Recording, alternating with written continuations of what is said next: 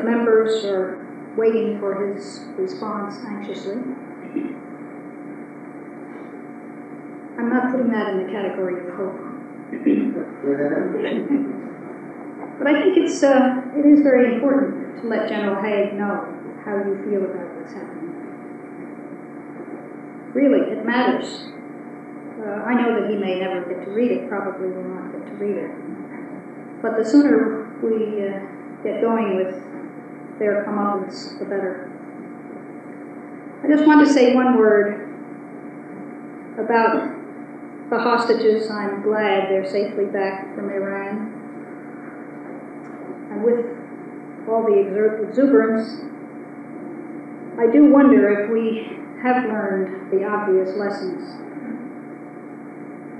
That vastly superior military might is no guarantee of security. That supporting repressive dictators earns the hatred of those they repress. That repression will not be endured indefinitely by people. That a virtually unarmed people can topple an overwhelmingly armed tyrant. That negotiations are better than military confrontation. That self-determination is moral, legal, and deeply desirable. That the U.S. should abandon its ill-fated, outdated, and increasingly berated interventionist foreign and military policy. Well, it often helps, I think, to collect things to be hopeful about. I've been doing that lately, and I'm glad for this opportunity to share a few with you, which you probably are aware of, but when you bunch them all together, it feels pretty good. There are at least a dozen major, significant new disarmament coalitions in existence in the last couple of years. A Temple professor, I shouldn't have said where he was, a university professor said to me the other day that if those people in Washington knew how totally out of it they are as far as these college kids are concerned, well, that made me feel good too. The Congress has passed a measure to conduct a study of a National Peace Academy. The report has been turned in, and plans for the National Peace Academy are supposed to go forward, perhaps taking the shape of a branched out institution in many sites around the country where people can become involved in the peaceful settlement of disputes and conflicts, and as models for the international area.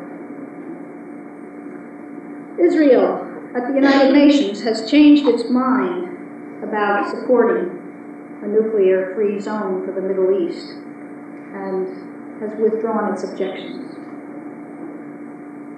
Norway has decided to make itself a nuclear-free zone.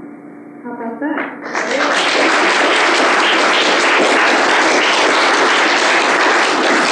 And the Labour Party in England has elected a nuclear disarmament leader.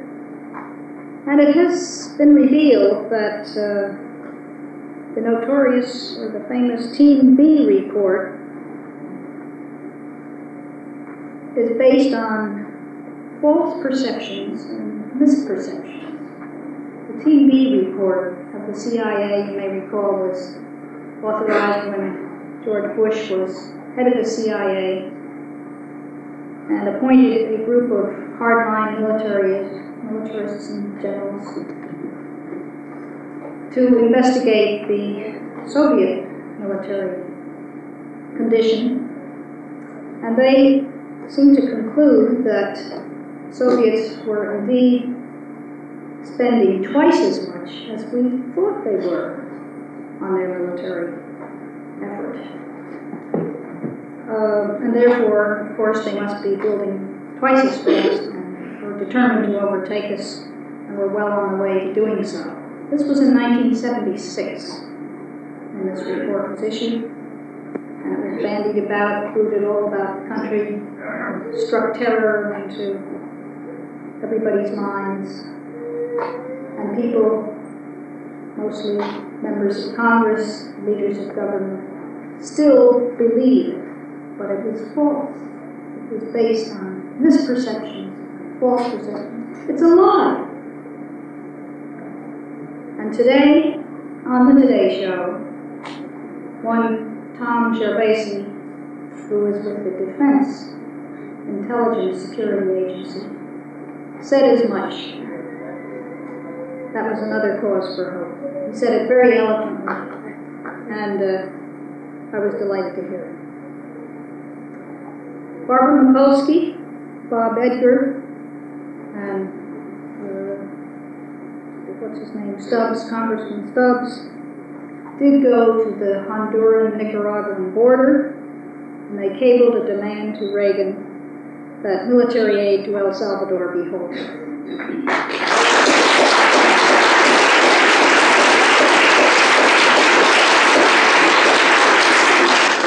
A conference of 72 nations has recently signed a convention agreeing to make war more humane. Well, I have a little problem with that.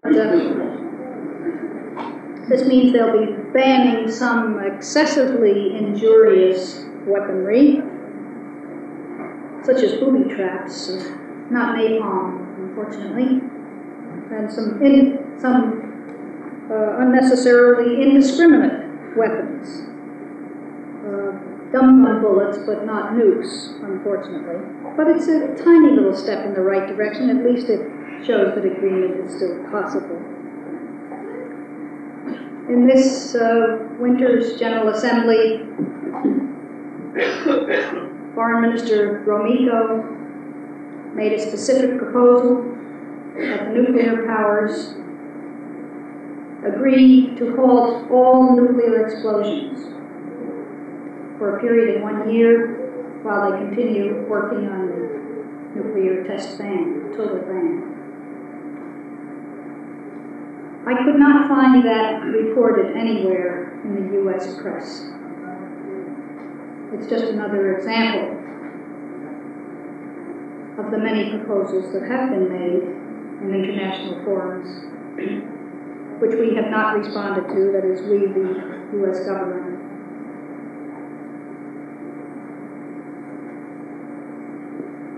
That's not a cause for hope, but the fact that the proposals are being made and will be heard about because we must tell about them is a cause for hope. In 1982, there will be a second special session devoted to disarmament. Again, that's one of those insurmountable opportunities.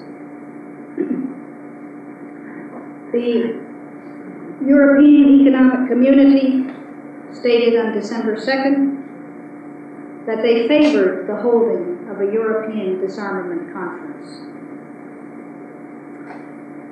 Then there was Copenhagen, when in July, more than 10,000 women came together under the banner of equality, development, and peace. And it was wonderful. And I had the feeling that if it were up to the women, it would happen. And then there was the Women's Pentagon Action in November, which you know about, and be assured we'll be back.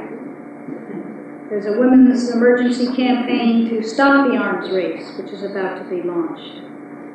The resistance to the first registration for the draft is conservatively estimated to run between 12 and 20%. This year will be concluded the longest conference in United Nations history on the law of the sea. And although it's not perfect, it will set up an authority, an enterprise, and a tribunal with provision for the peaceful settlement of disputes. And then, of course, there are the tax revolt in Michigan, the governor's revolt against the Reagan program, the Democratic congressional revolt. There are a lot of good revolting things happening.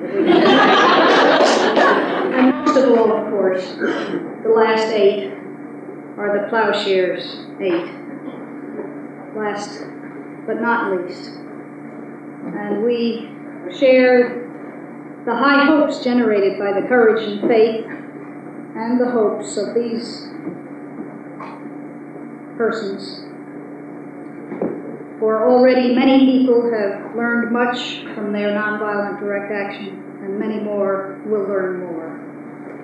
And we thank them for their devotion and hope that their action and that this festival of hope of this beloved community will become a veritable fountain of hope that will water the grassroots, the growing power of the grassroots, to call a stop to this nuclear madness and just try what love will do.